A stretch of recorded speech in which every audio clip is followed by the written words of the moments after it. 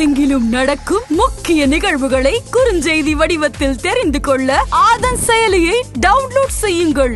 ஆதன் செயலியை டவுன்லோட் செய்ய டிஸ்கிரிப்ஷனில் உள்ள லிங்கை கிளிக் செய்யவும். அதிமுகவுடைய செயற்குழு கூடியிருக்காங்க. பல முக்கிய தீர்மானங்கள் நிறைவேற்றி இருக்கிறாங்க. முதல்ல இந்த செயற்குழு எதுக்காக கூடப்பட்டது, எங்க அதுல என்ன மாதிரி முக்கியமான விஷயங்கள்லாம் பேசினாங்க சார்? திரு ஓபிஎஸ் சசிகலா அவர்களை சேர்க்க வேண்டும் என்கிற குரல் கொஞ்சம் வலிமையாக செயற்குழுவில் எழுவதற்கு வாய்ப்பு இருக்கு அப்படின்னு ஒரு திரு ஓபிஎஸ் திரு சசிகலா அவர்களை பேசி சமாதானப்படுத்தி அழைத்து வருகிறோம் என்று சொல்லியும் திரு எடப்பாடி பழனிசாமி பிடிவாதமாக அவர்களை ஒருபோதும் சேர்ப்பதில்லை. சசிகலா அவர்களும் ஓபிஎஸ் அவர்களும் கட்சிக்குள்ள இணைவதற்கு பாஜக தான் தூண்டுகிறது அப்படின்னு சொல்றாங்க. இது எந்த அளவுக்கு உண்மை சார்? ஓபிஎஸ் தவிர்க்கவே முடியாத ஒரு சக்தியாக அதிமுகவில் இருக்கார் அப்படின்னு எடுத்துக்கலாமா? நிச்சயமாக. வெறும் ஒரு பலாப்பழத்தை சின்னத்தை வச்சுட்டு 12 நாள்ல 3.5 லட்சம் ஓட்டு வாங்கியிருக்காருப்பா. குறிப்பாக தென் மாவட்டங்களில் இருக்கிற அந்த முக்குளத்தூர் உட்பட 106 எம்பிசி சமுதாயம், மிகவும் பிற்படுத்தப்பட்ட சமுதாயம், மிகப்பெரிய கோபத்தில் இருக்கு. யார் மேல? எடப்பாடி மேல. அதிமுக மேலேயோ இரட்டை இலை மேலேயோ அவங்களுக்கு கோபம் இல்லை. எடப்பாடி அவர்களுடைய நிலை என்ன ஆகும்? சசிகலா அவர்கள் உள்ள வந்தாங்க அப்படின்னா கட்சியினுடைய தலைமை ஆட்டோமேட்டிக்கா அவங்க கையில போயிடும்ல. செல்வி ஜெயலலிதா அவர்கள் மறைந்த உடனடியாக முதலமைச்சர் பொறுப்பை நீங்கள் ஏற்க வேண்டும் அப்படின்னு சொல்லிட்டு இதே எடப்பாடி ஓபிஎஸ் உட்பட அனைத்து அமைச்சர்களும் நிர்வாகிகளும் வரிசை கட்டி காலில் போய் விழுந்து கேட்கிறாங்க. திராவிட முன்னேற்ற கழகத்தினுடைய எதிர்ப்பு தான் அதிமுகவினுடைய ஒவ்வொரு தொண்டனுடைய உள்ளத்திலும் நெருப்பாக கனன்று கொண்டிருக்கும். அது தனிஞ்சிருச்சு, அணைஞ்சிருச்சு. உதாரணத்திற்கு விக்கிரவாண்டி காலமெல்லாம் ரெட்டலைக்கு வாக்களித்த ஒரு 30-40 பேர் உதயசூரியனுக்கு ஓட்டு போட்டாங்க. முக்கிய தகவல்களை உடனுக்குடன் தெரிந்து கொள்ள ஆதன் செயலியை டவுன்லோட் செய்யுங்கள். டவுன்லோட் லிங்க் டிஸ்கிரிப்ஷனில் உள்ளது. ஆதன் நியூஸ் நேயர்களுக்கு வணக்கம். இன்றைய நேர்காணலில் நம்மோடு இணைந்திருக்கிறார் மூத்த பத்திரிகையாளர் திரு துரை கர்ணா அவர்கள். வாருங்கள் பேசுவோம். வணக்கம் சார். வணக்கம் சார். சார், இன்றைய தினம் பாத்தீங்க அப்படின்னா அதிமுகவுடைய செயற்குழு கூடியிருக்காங்க. பல முக்கிய தீர்மானங்கள் நிறைவேற்றி இருக்கிறாங்க. முதல்ல இந்த செயற்குழு எதுக்காக கூடப்பட்டது, எங்க அதுல என்ன மாதிரி முக்கியமான விஷயங்கள்லாம் பேசினாங்க சார்? அனைத்து இந்திய அண்ணா திராவிட முன்னேற்ற கழகத்தினுடைய செயற்குழு என்பது ஒரு சம்பிரதாயமான செயற்குழு தான். ஒரு அரசியல் கட்சியினுடைய செயற்குழு கூட்டம் என்பது 6 மாதத்திற்கு ஒரு முறை நடத்தணும். ஆண்டுக்கு ஒரு முறை செயற்குழு பொதுக்குழு நடத்தி அதில் நிறைவேற்றப்படுகிற தீர்மானங்கள், கட்சியில மாற்றங்கள் ஏதேனும் இருந்ததுன்னா அது தொடர்பான தகவல்களை தேர்தல் ஆணையத்துக்கு கொடுக்கணும். ஸோ அந்த வகையில் இந்த செயற்குழு என்பது அவசர செயற்குழு என்று போட்டாலும் கூட அது ஒன்றும் பெரிய அளவில் முக்கியத்துவம் வாய்ந்தது இல்லை அப்படிங்கிறது நமக்கு நேற்றைக்கு அந்த தீர்மானத்தின் மூலமாகவே தெளிவாயிடுச்சு. ஆனால் பொது வெளிகளிலும் அரசியல் தளங்களிலும் ஊடகங்களிலும் ஒரு மிகப்பெரிய எதிர்பார்ப்பு இருந்தது. இந்த செயற்குழு என்பது நிச்சயமா ஒரு பரபரப்பான தீர்மானத்தை கொண்டு வரும் அப்படிங்கிற மாதிரி எல்லோரும் மட்டும் அங்க இருக்கிற அண்ணா திராவிட முன்னேற்ற கழகத்தினுடைய அந்த செயற்குழு உறுப்பினர்கள் மத்தியிலே அந்த பரபரப்பும் பதற்றமும் இருந்தது. ஏதாவது ஒண்ணு வந்துடும் அப்படிங்கிற மாதிரி. ஏதாவது ஒண்ணு என்னன்னா, திரு ஓபிஎஸ் சசிகலா அவர்களை சேர்க்க வேண்டும் என்கிற குரல் கொஞ்சம் வலிமையாக செயற்குழுவில் எழுவதற்கு வாய்ப்பு இருக்கு அப்படின்னு ஒரு சாரார். இன்னொரு சாரார் என்ன சொன்னாங்கன்னா, ஒருபோதும் இவர்களை கட்சியில் இணைக்க கூடாது, இதற்கு செயற்குழு ஒப்புதல் அளிக்கிறது அப்படிங்கிற மாதிரி ஒரு தீர்மானத்தை கொண்டு வருவதற்கும் வாய்ப்பு இருக்கிறதுன்னு ஒரு தரப்பு எதிர்பார்த்திருந்தாங்க. இதற்கு என்ன காரணம்னு கேட்டீங்கன்னா, இதுவரையிலும் திரு ஓபிஎஸ் திருமதி வி கே சசிகலா தரப்புல இருந்து தான் ஒன்றிணைப்போம் ஒருங்கிணைப்போம்ங்கிற அந்த குரல் எழுந்துகிட்டு இருந்தது. இப்ப கடந்த 1 மாத காலத்திற்கு மேலாக திரு எடப்பாடி பழனிசாமி தலைமையிலான அதிமுகவில் பயணிக்கிற மூத்த முன்னோடிகளான திரு செங்கோட்டையன், திரு நத்தம் விஸ்வநாதன், திரு சி.வி. சண்முகம், திரு கே.பி. அன்பழகன், திரு தங்கமணி, திரு வேலுமணி, இந்த 6 பேர், குறிப்பா அந்த 6 பேர்ல 3 பேர் தங்கமணி, வேலுமணி, சி.வி. சண்முகம், இந்த 3 பேரும் எடப்பாடி பழனிசாமி பொதுச் செயலாளராக வருவதற்குரிய அத்தனை பணிகளையும் செய்தவர்கள், பண ரீதியாகவும் சட்ட ரீதியாகவும் உதவி செய்தவர்கள். அப்படிப்பட்ட சூழல்ல இவங்க 2026 தேர்தலில் அண்ணா திராவிட முன்னேற்ற கழகம் ஆட்சியை பிடிக்கக்கூடிய அளவுக்கு வெற்றி பெற வேண்டும் என்றால் பிரிந்து கிடக்கிற அதிமுக சக்திகளும் ஒன்றிணைய வேண்டும் என்கிற கருத்தை வலியுறுத்துறாங்க. இதுக்கு காரணம் தேர்தல் தோல்வி காரணமா? நிச்சயமாக இந்த 3 பேர் தான் முதல்ல போய் பேசுறதா இருந்தது. ஆனால் கட்சியின் முன்னோடிகள் 72 அண்ணா திராவிட முன்னேற்ற கழகம் தொடங்கிய தொடக்க காலம் முதல் பயணித்த திரு செங்கோட்டையன், திரு நத்த விஸ்வநாதன், திரு அன்பழகன் போன்றவர்களையும் அழைத்து செல்வோம் அப்படின்னு தான் இந்த 3 பேரும், அந்த 3 பேரை அழைச்சு 6 பேரும் போய் ஒரு கருத்தை வலியுறுத்துறாங்க. ஏறத்தாழ 2.5 மணி நேரம் திரு எடப்பாடி பழனிசாமியோடு கள யதார்த்த நிலையை அண்ணா திராவிட முன்னேற்ற கழகம் இந்த 52 ஆண்டுகளாக சந்தித்திராத தோல்வியை, மிகப்பெரிய சரிவை, பின்னடைவை சந்தித்திருக்கிறோம். எனவே உங்களுடைய நிலைப்பாட்டை மாற்றுங்கள், ஒரு மாற்று சிந்தனைக்கு வாருங்கள். கட்சி முக்கியம், கட்சியினுடைய வளர்ச்சி முக்கியம், கட்சியின் வெற்றி.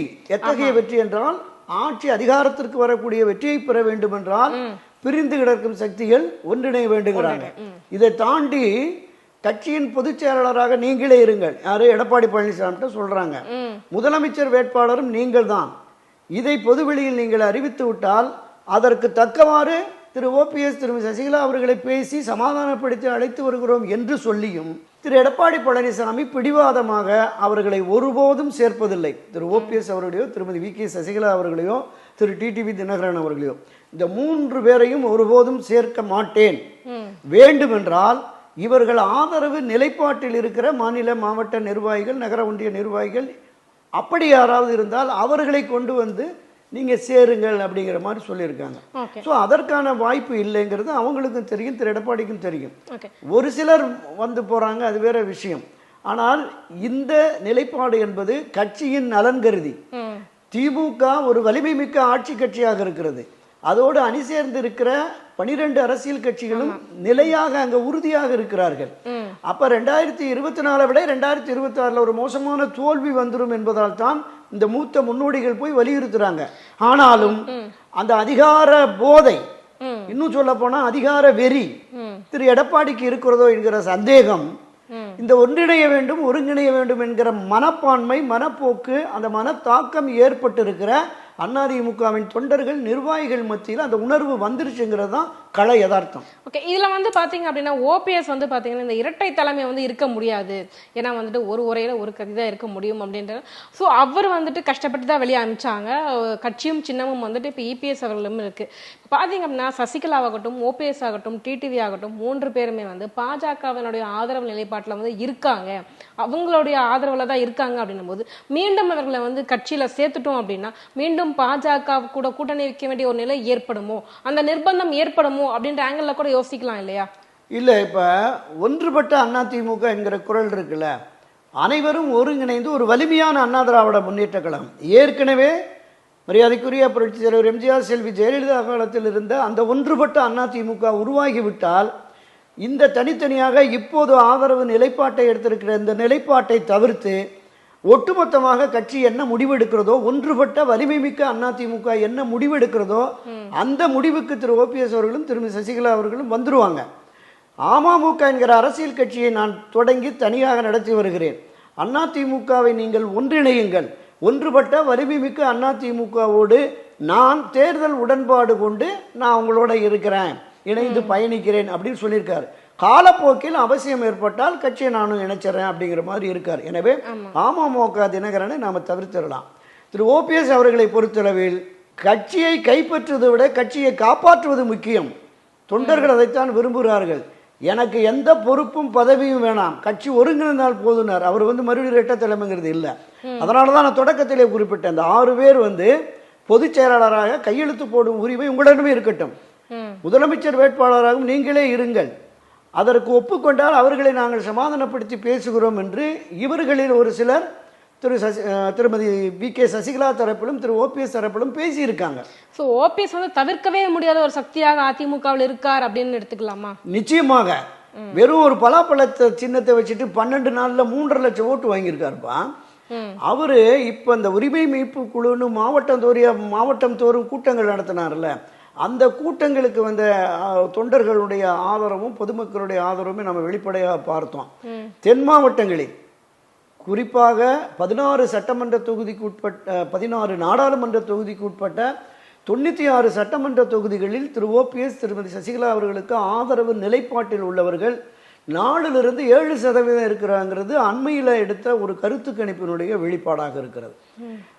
ஒவ்வொரு வாக்கும் முக்கியம். இதைத்தான் அந்த 6 பேர் வலியுறுத்தி இருக்கிறாங்க. கோயம்புத்தூர்ல சின்னசாமின்னு 2001 2006 வெறும் 17 ஓட்டுல தோத்து போயிட்டார் சிஐடி சவுந்தரராஜன்ட்ட. இதே தியாகராய நகர் தொகுதியில 147 ஓட்டு வித்தியாசத்துல டி நகர் சத்யா திமுகவினுடைய அந்த வேட்பாளரிடம் தோல்வியை தழுவி இருக்கிறார். ஒரு ஊருக்கு 100 ஓட்டு 50 ஓட்டுன்னு ஒரு தொகுதிக்கு 5000 10,000 வாக்குகள் அதிமுக வாக்குகள் பிரிஞ்சா எப்படி வெற்றி பெற முடியும்? அதைத்தான் வலியுறுத்துறாங்க. நீங்க அங்க யாருமே இல்லை, அவங்களோட ஆளே இல்லை அப்படின்னு பேசாதீங்க. நம்மகிட்ட நிர்வாகிகள் இருக்கான், வேற வாக்காளர்கள் இல்லை. ஒரு 10-15% அந்த டிசைடிங் ஃபேக்டருங்கிறாங்களே, ஆட்சி அதிகாரத்தை கொண்டு வருவதற்கான வாக்காளர்கள் நம்மிடம் இல்லை. குறிப்பாக தென் மாவட்டங்களில் இருக்கிற அந்த முக்குளத்தூர் உட்பட 106 எம்பிசி சமுதாயம், மிகவும் பிற்படுத்தப்பட்ட சமுதாயம், மிகப்பெரிய கோபத்தில் இருக்கு. யார் மேல? எடப்பாடி மேல. அதிமுக மேலேயோ இரட்டை இலை மேலேயோ அவங்களுக்கு கோபம் இல்லை. இவர் எடுத்த நிலைப்பாடு 2021 வன்னிய சமுதாயத்திற்கு 10.5% போட்டுட்டு மீதமுள்ள 106 சமுதாயத்துக்கு 9.5% என்கிற நிலைப்பாட்டை எடுத்ததுனால கடுமையான கோபம். அந்த கோபத்தின் வெளிப்பாடு தான் 2021 மிகப்பெரிய தோல்வி. அப்படியே 2024க்கு வாங்க, 14 தொகுதிகளில் 3வது இடம், பாஜகவுக்கு அடுத்த இடம். ஒரு 5-6 தொகுதிகளில் கட்டுத்தொகை இழந்துட்டாங்க. ஒரு பெண் வேட்பாளர் வெறும் 5000 வாக்கு வாங்குறாரு இரட்டை சின்னத்துல ஒரு சட்டப்பேரவை தொகுதியில. அப்ப இந்த அளவுக்கு சரிவு பின்னடைவு வந்து விட்டது. பல தொகுதிகளில் நீங்க ஒட்டுமொத்தமா இந்த நாடாளுமன்ற தேர்தலுடைய ரிசல்ட் எடுத்து சட்டமன்ற தொகுதி வாரியா பார்த்தா கிட்டத்தட்ட ஒரு 100-104 தொகுதிகளில் டெபாசிட் இழந்திருக்கு அதிமுக. ஆமா ஆமா, நீங்க இப்போ நம்ம திரு அண்ணாமலை சொன்னார்ல, கோயம்புத்தூர்ல 3 சட்டமன்ற தொகுதியில டெபாசிட் போயிடுச்சுன்னு. தென் மாவட்டங்கள்ல அதான் நிலை. அந்த கட்டுத்தொகை இழந்த 3வது எல்லாமே வந்து சாதிய ஓட்டுகள் அப்படின்னு எடுத்துக்கலாம். இல்ல நிச்சயமா சாதிய ஓட்டுகள், சாதியம் கடந்து நான் குறிப்பிட்ட அந்த 106 எம்பிசி சமுதாயம் இருக்குல்ல, அந்த சமுதாயத்தினுடைய எதிர்நிலையும் இருக்கிறது. அதிமுகவின் அடிப்படை உறுப்பினர் உட்பட கிளை நிர்வாகிகள் உட்பட பலருக்குமே இந்த அதிருப்தி இருக்கிறது. இன்றைக்கு மாவட்ட வாரியா போய் உறுப்பினர் கார்டு கொடுக்குறாங்கல்ல, அந்த உறுப்பினர் அட்டையை பெறுகிற ஒவ்வொரு நிர்வாகியும் நீங்க அட்டையெல்லாம் அப்புறம் கொடுங்க, கட்சியை ஒண்ணு சேருங்கப்பா அப்படிங்கிற குரல் எழுந்திருக்கிறது. இதுல பாத்தீங்கன்னா சார், இப்போ சமீபத்துல வந்து சசிகலா அவர்கள் வந்து ஒரு பேட்டி கொடுத்திருந்தாங்க. அதுல அவங்க பேசும்போது தெளிவா சொல்லியிருந்தாங்க, 2026 சட்டசபை தேர்தலில் என்னுடைய தலைமையின் கீழே வந்து ஆட்சி அமையும் அப்படின்னு சொல்லிட்டு அந்த ஒரு ஸ்டேட்மெண்ட் ஒன்று கொடுத்திருந்தாங்க. அப்படி அவங்க சொல்லும் போது பாத்தீங்க அப்படின்னா அப்பவுமே வந்து பாத்தீங்கன்னா தலைமைக்கான ஒரு போட்டி இருக்கிற மாதிரி தானே காட்டுது. அவங்க தலைமையில ஆட்சி அமையணும் அப்படின்னா அப்ப எடப்பாடி அவர்களுடைய நிலை என்ன ஆகும்? அவர் யோசிப்பார் இல்ல. இப்ப சசிகலா அவர்கள் உள்ள வந்தாங்க அப்படின்னா கட்சியினுடைய தலைமை ஆட்டோமேட்டிக்கா அவங்க கையில போயிடும்ல. மரியாதைக்குரிய செல்வி ஜெயலலிதா அவர்கள் மறைந்த உடனடியாக முதலமைச்சர் பொறுப்பை நீங்கள் ஏற்க வேண்டும் அப்படின்னு சொல்லிட்டு இதே எடப்பாடி, ஓபிஎஸ் உட்பட அனைத்து அமைச்சர்களும் நிர்வாகிகளும் வரிசை கட்டி காலில் போய் விழுந்து கேட்குறாங்க. அப்போ அந்த அம்மா சொல்கிறாங்க, கிட்டத்தட்ட 34 ஆண்டுகளாக என்னுடைய அக்காளோடு நான் பயணித்தேன். என்னுடைய தாயின் இடத்திலிருந்து என்னை பராமரித்தவர் சசிகலா என்று சொன்னார். என்னுடைய உயிர் தோழி, என்னுடைய உடன்பிறவா சகோதரி என்று சொன்னார். அந்த அக்கா உடல் கிடத்தப்பட்டிருக்கிறது. நான் போய் முதலமைச்சர் பொறுப்பேற்றால் இந்த சமுதாயம், இந்த மக்கள் என்னை என்ன நினைப்பார்கள்? எனவே அவர் சமுதாயம் சார்ந்த அந்த காரியங்கள், இறுதி காரியங்களை நிறைவேற்றணும். எனவே இதுவரை அம்மா அவர்கள் 2 முறை முதலமைச்சராக அவங்க அறிவித்து செயல்படுத்திய திரு ஓ பன்னீர்செல்வம் அவர்களே முதலமைச்சராக ஏற்றுக்கொள்ளுங்கள், அவருக்கு நீங்கள் ஆதரவு தெரிவிங்கள், பின்னர் பார்த்து கொள்ளலாம் அப்படின்ட்டு தான் அவங்க மறுதளிச்சாங்க. திரும்ப பொதுச் செயலாளராக நீங்க இருக்கணும், கட்சியை வழி நடத்தணும் அப்படின்னு சொல்லி ஒரு தீர்மானம் பொதுக்குழுவில் போட்டு தற்காலிக பொதுச் செயலாளராக தேர்தல் நடைபெறும் முறையிலங்கிறாங்க. ஒரு எதிர்ப்பு இல்லை, ஒரு சிறு சத்தம் சலசலப்பு கூட இல்லை, ஒப்புக்கொண்டார்கள். ஏன்னா மூத்த முன்னோடிகள் ஒரு முடிவை எடுக்கிறார்கள், அது கட்சிக்கு சரியாக இருக்கிறோம் என்கிற பார்வை இருந்ததுனால அவங்க சிறைக்கு போறனே ஒரு 6-7 மாசத்துல மறுபடியும் ஒரு பொதுக்குழுவை கூட்டி அந்த பொதுச் செயலாளர் இருக்கையில் அமர்வதற்கு புரட்சி தலைவர் எம்ஜிஆர், அம்மா செல்வி ஜெயலலிதா ஆகியோர் அமர்ந்த அந்த பொதுச் செயலாளர் என்கிற இருக்கையில் அமர்வதற்குரிய தகுதியோ திறமையோ எங்களில் யாருக்கும் இல்லை. அதனால அந்த பொறுப்பை நாங்கள் 2 பேர் பகிர்ந்துக்கிறோம் அப்படின்னா ஒருங்கிணைப்பாளர், இணை ஒருங்கிணைப்பாளர்கள் சேர்த்து அதுலேயும் பொதுக்குழு ஏதாவது எதிர்ப்பு வந்ததா? ஏன் இந்த நிலைப்பாட்டை மாத்துறீங்கன்னு இல்லை. சரி, கட்சி தலைமை முடிவு எடுக்குதுன்றாங்க. அப்போ தன்னை பொதுச் செயலாளர் முதலமைச்சராக திரு ஓபிஎஸ் தொடர்கிறார். இன்றைக்கு யார் இந்த சசிகலா? சசிகலாவுக்கு சமுதாயத்துக்கு சொந்தம் இல்லை என்று பேசுகிற ஆர்பி உதயகுமார், அவர் தான் முதல் ஆளாக போய் காலில் விழுந்து அம்மா நீங்கள் தான் கட்சியும் ஆட்சியும் நடத்தணும், ஓபிஎஸ் தன்னிச்சையா செயல்படுறாரு, மூத்த நிர்வாகிகளை மதிக்கிறது இல்லை என்று ஆர்பி உதயகுமார் உட்பட 12 மூத்த அமைச்சர்கள் போய் தினமும் ஓஎஸ் கார்டனில் போய் அந்த அம்மாவை சந்திச்சு கட்சியின் பொதுச்செயலாளர் நீங்கள் தான், அம்மா மாதிரியே முதலமைச்சராக நீங்கள் இருந்தால் தான் சரியான திசை வழியில் ஆட்சியும் கட்சியும் போகும் அப்படின்னு சொன்ன உடனே தான் அந்த அம்மா ஒரு மறுசிந்தனைக்கு வர்றாங்க. அதனுடைய விளைவு ஓபிஎஸ் அவர்கள் ராஜினாமா செய்ய சொல்லி அவங்கள முதலமைச்சராக தேர்ந்தெடுத்துடுறாங்க. தேர்ந்தெடுத்ததுக்கு பிறகு அரசியல் ரீதியான சில குளறுபடிகள் நடந்தது. அவங்க சிறைக்கு போயிட்டாங்க. தன்னை கட்சியின் பொதுச் செயலாளராகவும் முதலமைச்சராகவும் தேர்ந்தெடுத்து செயல்பட சொன்ன இவர்கள் நாம் சிறைக்கு சென்ற பிறகு தங்களுடைய நிலைப்பாட்டை மாற்றிக்கொண்டார்கள். மீண்டும் பழைய நினைவுகளோடு அவர்கள் திரும்ப வருவதற்கு வாய்ப்பு இருக்கிறது என்கிற நம்பிக்கையின் அடிப்படையில் என்னுடைய தலைமையில் ஆட்சி என்கிற அந்த கருத்தாக்கத்தை அவர் முன்வைக்கிறார், பிரச்சாரம் செய்கிறார்.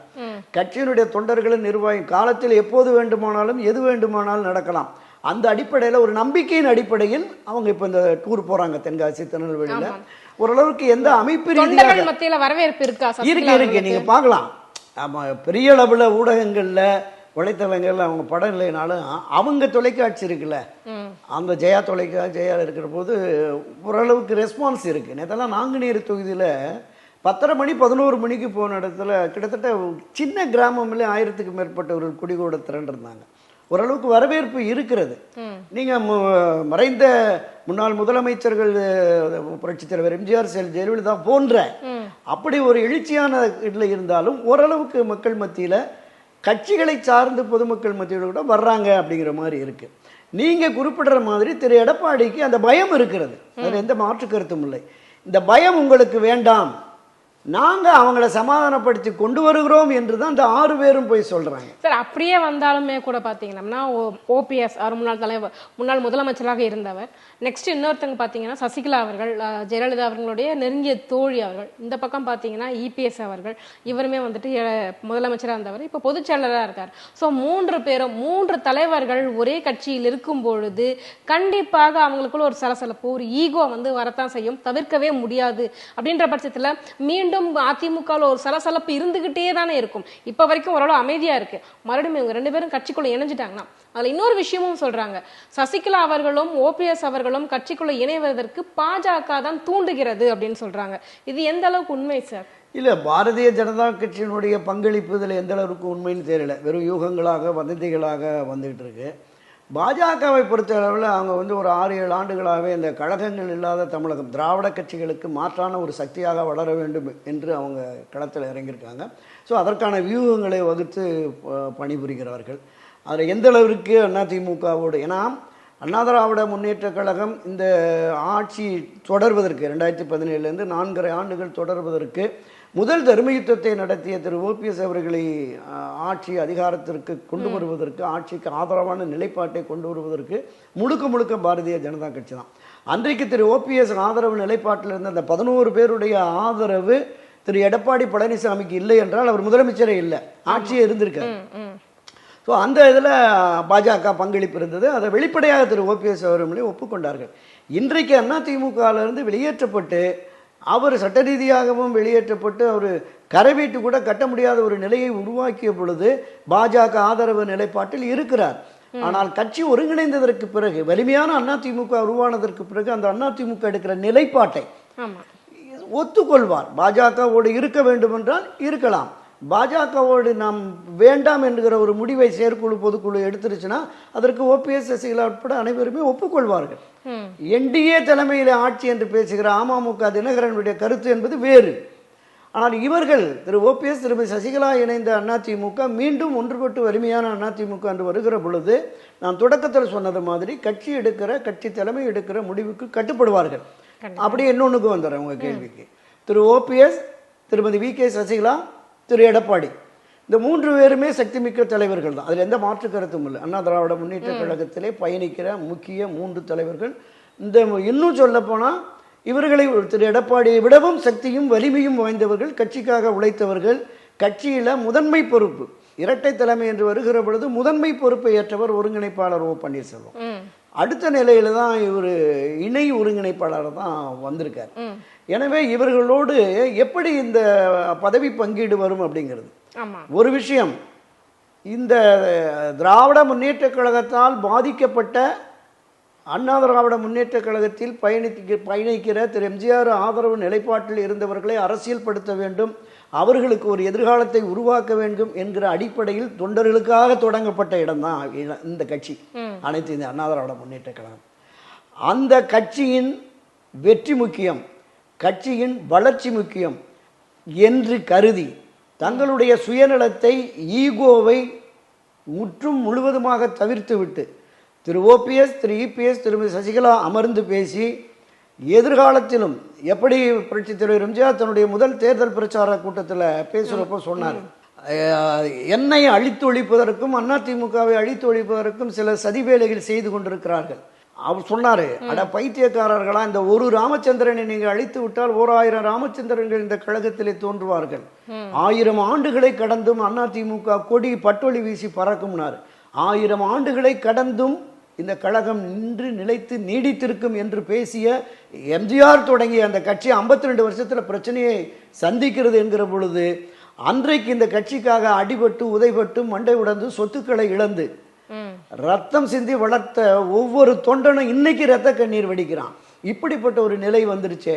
மிகப்பெரிய 2 பெரும் தலைவர்கள், கிட்டத்தட்ட 1972 87 வரைக்கும் 15 ஆண்டுகள் மறைந்த புரட்சி தலைவர் எம்ஜிஆர் அவர்கள் கட்சியையும் ஆட்சி 11 ஆண்டுகள் இந்த மண்ணிலே ஒரு மிகப்பெரிய மகத்தான வெற்றியை பெற்று ஆட்சி நடத்தினார். 77, 80, 84 இந்த 3 சட்டப்பேரவை தேர்தலிலும் யாரை வீழ்த்தினார்? தமிழகத்தில் மிகப்பெரிய அரசியல் ராஜதந்திரி சாணக்கியன் என்று பேசப்பட்ட திரு கருணாநிதியை அரசியல் களத்தில் வீழ்த்தி ஒரு மகத்தான வெற்றியை பெற்ற கட்சி அண்ணா திராவிட முன்னேற்ற கழகம். அது இன்றைக்கு பேசுபொருளாகி 3-4 கூறுகளாகி கிடக்கிறது என்கிற வேதனையில தான் கட்சியின் தொண்டர்கள். நீங்க இந்த 6 பேர் சொல்றோம்ல, இந்த 6 பேருடைய உணர்வு என்பது இந்த 2 கோடி, அடிக்கடி சொல்வார்ல எடப்பாடி 2 கோடி 6 லட்சம், இந்த 2 கோடி 6 லட்சம் உறுப்பினர்களுடைய மனதிலும் எழுகிற உணர்வு தான். கட்சி ஒன்று சேர்ந்தால்தான் நமக்கு வெற்றி சாத்தியம் என்பது. இதை பல எம்எல்ஏக்கள், கிட்டத்தட்ட ஒரு 20-30 எம்எல்ஏக்கள் இந்த 6 பேரை சந்திச்சு சொல்லியிருக்காங்க, எப்படியாவது கட்சியை ஒன்று சேருங்கன்னு.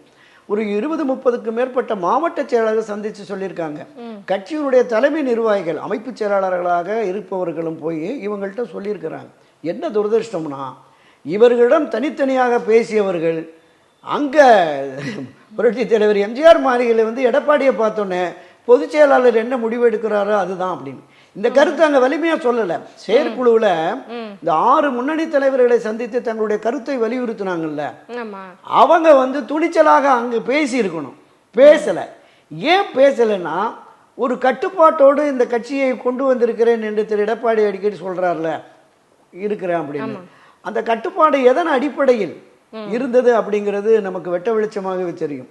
இந்த 4.5 ஆண்டுகளாக அவர் எடுத்த நடவடிக்கைகள் பணபலத்தாலும் அதிகார பலத்தாலும் இவர்களை தன்னுடைய கட்டுக்குள் கொண்டு வைத்திருக்கிறார். எனவேதான் அவர்கள் இன்னும் வெளிப்படையாக எதையும் பேச முடியாமல் உள்ள புழுங்கிக்கிட்டு இருக்காங்க. திராவிட முன்னேற்ற கழகத்தினுடைய எதிர்ப்பு தான் அதிமுகவினுடைய ஒவ்வொரு தொண்டனுடைய உள்ளத்திலும் நெருப்பாக கனன்று கொண்டிருக்கும். அது தனிஞ்சிருச்சு, அணைஞ்சிருச்சு. உதாரணத்திற்கு விக்கிரவாண்டி, காலமெல்லாம் ரெட்டலைக்கு வாக்களித்த ஒரு 30-40 பேர் உதயசூரியனுக்கு ஓட்டு போட்டாங்க. அப்ப திமுக எதிர்ப்புணர்வு மங்கிவிட்டது.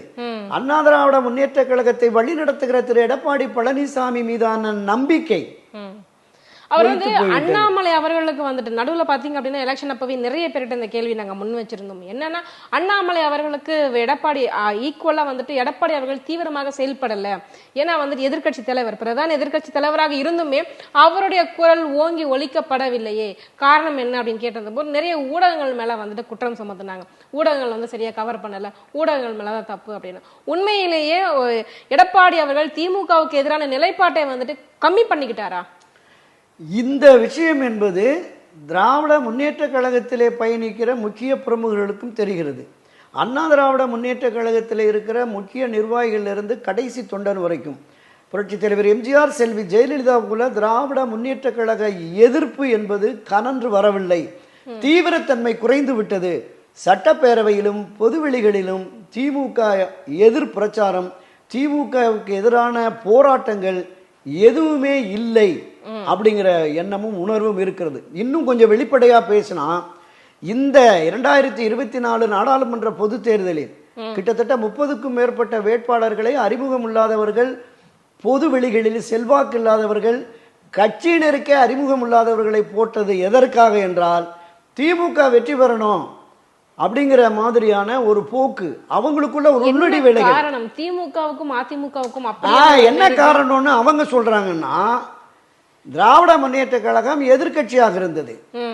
அப்ப பொதுவெளிகளிலே தேர்தல் பிரச்சாரம் கூட்டங்களிலே பேசிய அன்றைய எதிர்க்கட்சி தலைவர் இன்றைய முதலமைச்சர் மு.க. ஸ்டாலின் என்ன சொன்னாரு, எடப்பாடி உட்பட பல அமைச்சர்கள் கமிஷன், கரப்ஷன், கலெக்ஷன் இதுல இருக்கிறாங்க, இவர்கள் கோடிக்கணக்கான சொத்துக்களை கொள்ளையடித்து வைத்திருக்கிறார்கள், இது தொடர்பாக ஆதாரபூர்வமாக மேதகு ஆளுநரிடம் புகார் கொடுத்திருக்கோம், 98 பக்கம்.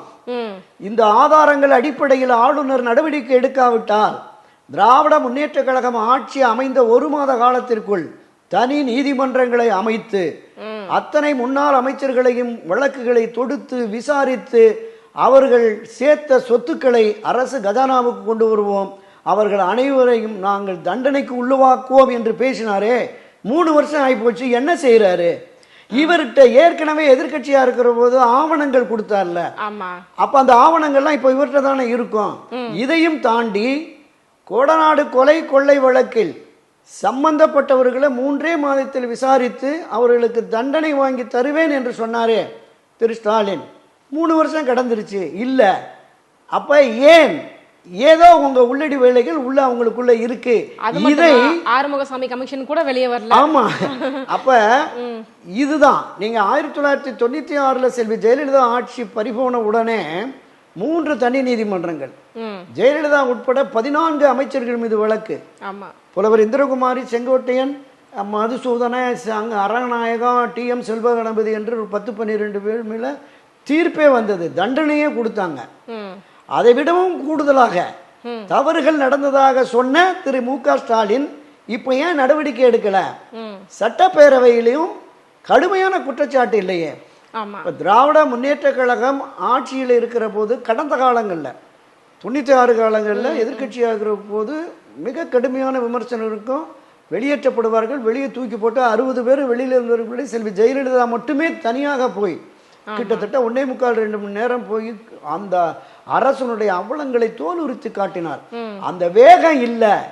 அப்ப ஏதோ இவங்களுக்குள்ள ஒரு உடன்பாடு, ரகசிய உடன்பாடு இருக்கிறதோ என்கிற சந்தேகமும் பொதுவெளியை தாண்டி அண்ணா திராவிட முன்னேற்ற கழகத்திலுமே அந்த சந்தேகம் எழுந்து விட்டது. அதனால தான் நான் சொல்றேன், திமுக எதிர்ப்பு மழுங்கி விட்டால் நீங்க கட்சி வெற்றி பெற முடியாது. இதைத்தான் அவங்க எல்லோருமே வலியுறுத்தி சொல்றாங்க. தீர்மானங்கள் இந்த செயற்குழு தீர்மானங்கள்ல அவங்க பேசும்போது சொல்லியிருக்காங்க, திமுகவும் பாஜகவும் தான் ஒன்னா இருக்கிறாங்க, சோ 2 பேரும் சேர்ந்து அதிமுகவை கவிழ்க்க சதி, அதிமுகவை முற்றிலுமாக ஒழிக்க சதி அப்படின்னு சொல்லிட்டு இருக்காங்க. இப்ப இவங்க நீங்க சொல்றீங்க இந்த மாதிரி, ஆனா இப்ப எப்படி சொல்றாங்க அப்படின்னா திமுகவும் பாஜகவும் சேர்ந்துதான் அதிமுகவுக்கு எதிரியா நிக்கிறாங்க அப்படின்றாங்க. இது எப்படி? அது அரசியல் களத்துல எப்போது வேண்டுமானாலும் எது வேண்டுமானாலும் நடக்கலாம். ஒரு எதிர் நிலைப்பாட்டில் இருப்பவர்கள் கைகோர்ப்பது என்பது சகஜம்.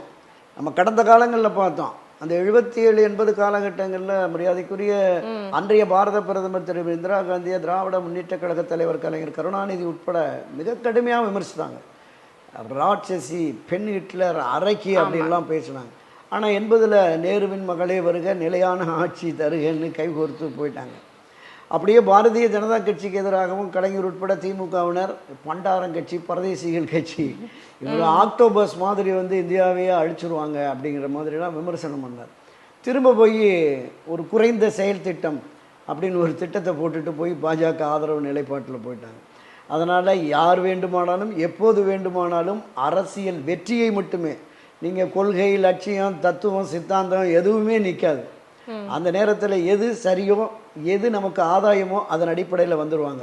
ஸோ அந்த அடிப்படையில் தொடர்ந்து பாரதிய ஜனதா கட்சியினுடைய எதிர் நிலைப்பாட்டை எடுப்பதால் மாநிலத்தினுடைய வளர்ச்சிக்கு தேவையான நிதிகள் வரவில்லை, மாநிலத்திற்கு தேவையான திட்டங்கள் சரியாக வரவில்லை என்கிற அந்த போக்கு திராவிட முன்னேற்ற கழக ஆட்சியினருக்கு இருந்தால் கொஞ்சம் ஒரு சாஃப்டாக அவங்க கொண்டு போவாங்க. ஏன்னா மரியாதைக்குரிய இப்பவும் புரட்சித் தலைவர் எம்ஜிஆர் தான் துணை கூப்பிட்றேன். 1980ஆம் ஆண்டு அன்றைய சட்டப்பேரவையில் பழ நெடுமாறன், அவர் சட்டமன்ற உறுப்பினராக இருந்தவர், கேட்டார், எங்கள் மத்தியில் யார் ஆட்சிக்கு வந்தாலும் ஆதரவு நிலைப்பாட்டை எடுக்கிறீங்க, இந்த கட்சிக்குன்னு உங்களுக்குன்னு ஒரு நிலையான கொள்கை இல்லையா அப்படின்னு உடனே அன்றைய முதலமைச்சர் புரட்சித் தலைவர் எம்ஜிஆர் சொன்னார், எங்களுடைய அண்ணா திராவிட முன்னேற்ற கழகத்திற்கு என்று ஒரு நிலையான அரசியல் கொள்கை இருக்கிறது. அந்த கொள்கை என்பது கட்டுண்டு வாழோம், பிரிவினை நாடோம், சமநிலையில் இணைவோம்.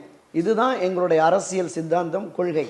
ஆனால் இந்த ஆட்சிக்கு என்று ஒரு கொள்கை இருக்கிறது. அது என்னவென்றால் இந்த மாநிலத்தின் மேம்பாடு, இந்த மாநிலத்தில் வாழுகிற மக்களினுடைய வளர்ச்சி, அவர்களுக்கான உயர்வு.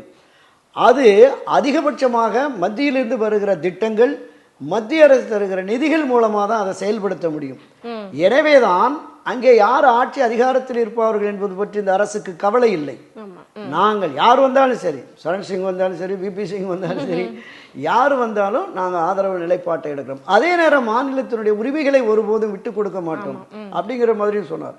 அப்போ மத்திய தொகுப்பிலிருந்து அரிசி வரலன்னு உண்ணாவிரதம் திட்டார் ஒரு நாள் முழுவதும் புரட்சித் தலைவர் எம்ஜிஆர் இருந்தார். அதே போல சத்துணவு சாப்பிடுற குழந்தைகளுக்கு சீருடை வேணும், மத்திய அரசு உதவி செய்யணும்னு போனபோது இந்த ஆண்டுக்கான நிதி ஒதுக்கீடெல்லாம் முடிஞ்சிருச்சு, அடுத்த வருஷம் பார்ப்போம் அப்படின்ட்டு திரு ராஜீவ்காந்தி அவர்கள் பிரதமராக இருக்கிற போது அந்த கூட்டத்திலிருந்து எழுந்து வந்துட்டார். சரி, நான் அடுத்த வருஷமே வந்து பார்த்துக்கிறேன் அப்படின்ட்டு. அப்புறம் அதிகாரிகளை விட்டு ராஜீவ்காந்தி சமாதானப்படுத்தி பிற்பகல் நடைபெறுகிற கூட்டத்தில் திரு எம்ஜிஆரை அவர் ஒரு சரியான கோரிக்கையை கொடுத்துருக்கிறார், எனவே அதை இந்த ஆண்டை ஏற்றுக்கொள்வோம் அப்படிங்கிற மாதிரி பண்ணாங்க. அதே மாதிரி ஒவ்வொரு முறையுமே அடிக்கடி கலைஞர் கருணாநிதி சொல்வார்ல, மத்திய அரசோடு நாங்கள் உறவுக்கு கை கொடுப்போம், உரிமைக்கு குரல் கொடுப்போம். அந்த நிலைப்பாட்டில் புரட்சித் தலைவர் எம்ஜிஆர் அவர்களும் இருந்தார். ஸோ அதே நிலைப்பாட்டிற்கு இப்போ வந்திருக்குன்னு பார்க்குறேன். திராவிட முன்னேற்ற கழகமும் அவருக்கு மறைந்த கலைஞர் கருணாநிதிக்கு ஒரு நாணயம் வெளியிடுறாங்கன்னு அதற்கு நன்றி தெரிவித்து ஒரு தீர்மானம், அடுத்து 2 பாராவிலேயே கண்டன தீர்மானமும் போட்டுட்டாங்க. அப்போ இந்த ஏதோ பாம்பும் சாகக்கூடாது, கம்பும் ஒடிஞ்சிடக்கூடாதுங்கிற மாதிரி ஒரு ஒரு சாஃப்டா கையாளுறாங்களா அப்படிங்கிற மாதிரி தெரியுது. ஓகே, இதுல இன்னொரு விஷயம் வந்துட்டு பாத்தீங்கன்னா, அதிமுக நிர்வாகிகள் நிறைய பேருக்கு பாஜக கூட திரும்பவும் கூட்டணி வைக்கணும் அப்படின்ற ஒரு ஆர்வமும் ஆசையும் இருக்கத்தான் செய்யுது இந்த தேர்தல் தோல்விக்கு பிறகு. ஸோ உண்மையாலுமே அந்த மாதிரியான வாய்ப்புகள் இருக்கா வரும் காலங்கள்ல? இல்லை, 2024 தேர்தல் முடிவு என்பது பாஜகவோடு அதிமுக இணைந்திருந்தால் ஒரு 15-20 தொகுதியில் ஜெயிச்சிருக்கலாம் அப்படிங்கிற மாதிரியான ஒரு பார்வை இருந்தது. அதனால தான் எஸ்பி வேலுமணி உட்பட இன்னுமே இந்த தங்கமணி, வேலுமணி, வீரமணி, விஜயபாஸ்கர் சாஃப்ட் கார்னரில் இருக்கிறாங்க. டெல்லியோடு மிக நெருக்கமாக இருந்தவர்கள், அவங்க அமைச்சர்களாக இருக்கிற போது இருந்தவர்கள், அவங்க பயணித்தவர்கள், கூடவே கூட்டணியில் இருந்து பயணித்தவர்கள் என்கிற முறையில் அந்த சாஃப்ட் கார்னர் அந்த இது இருக்கு நிச்சயமும்.